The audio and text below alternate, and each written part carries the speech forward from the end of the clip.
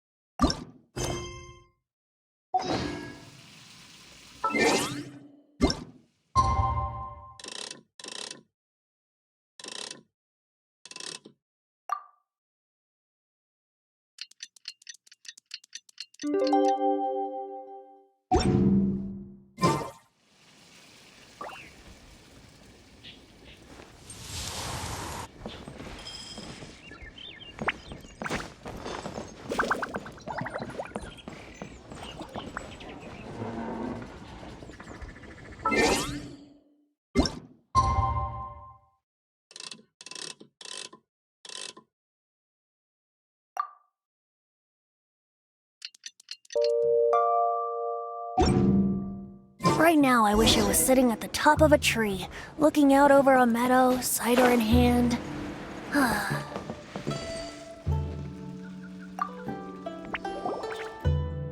Morning. The boss tells me that both new and returning customers have nothing but good things to say about you.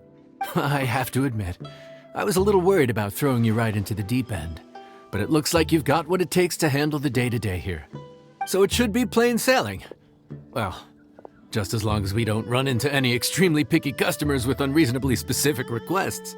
Oh, have you had someone like that before? Of course! The worst are those old scholars who have barely cooked a day in their life, but think reading a stack of books on the topic makes them the expert. They criticize you for no reason, claiming your cooking method isn't faithful to the original, or that the flavor profile isn't authentic because you used an ingredient that wasn't in their beloved centuries-old version of the recipe. This is Wang Shuin. It does have the look and feel of a time-honored establishment.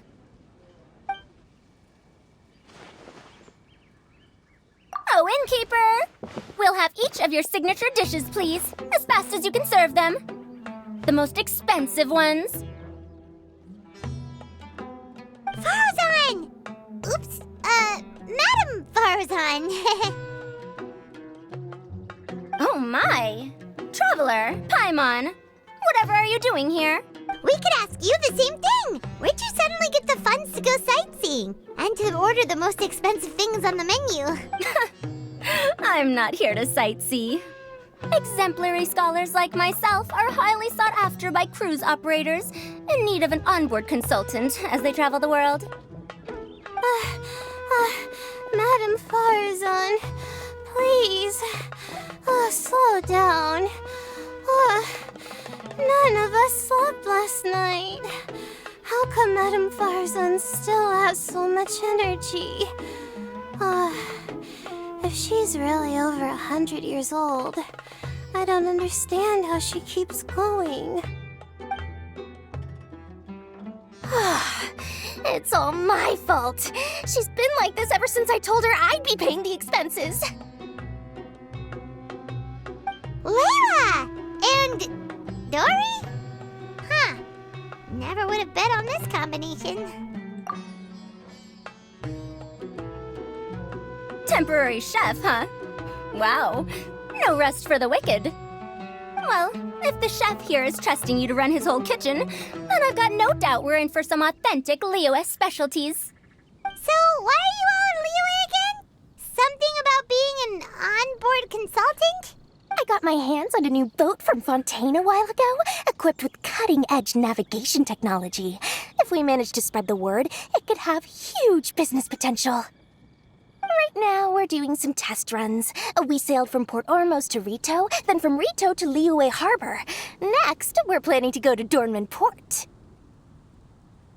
Oh, Madame Farzan and me were hired to fine-tune the compass and other equipment. We sailed around the Sea of Clouds all of last night to put the system through some stress testing. Over time for which they'll both be fairly compensated. They're both here willingly. The contract is crystal clear on that. You really cover all your bases, don't you? Let Paimon guess. Paying the expenses is part of the compensation, isn't it? No wonder Madame Farozan is going for all the most expensive dishes. It's not every day someone tells you to order whatever you like. Now, first up, we'll have the...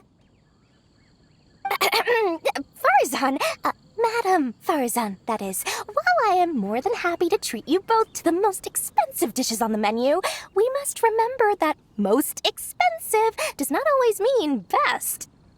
I've heard that the most expensive dishes in Liyue are usually either seafood-based or take an exceptionally long time to prepare. Now, I don't know about you two, but after so many days at sea, I don't think I can so much as look at another piece of seafood again for at least the foreseeable future. That's actually a good point.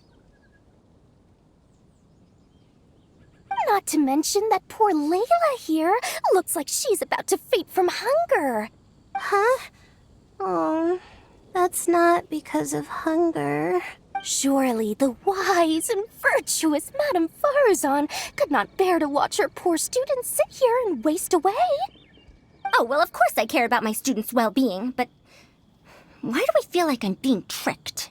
So, let's not order anything that'll take too long to prepare. Aside from that and seafood, we'll take whatever other expensive dishes you have.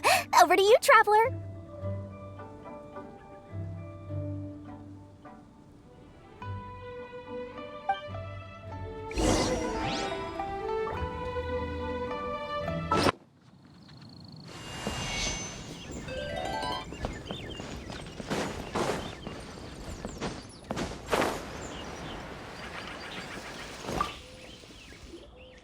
So, expensive, but no seafood, and nothing that takes too long to cook.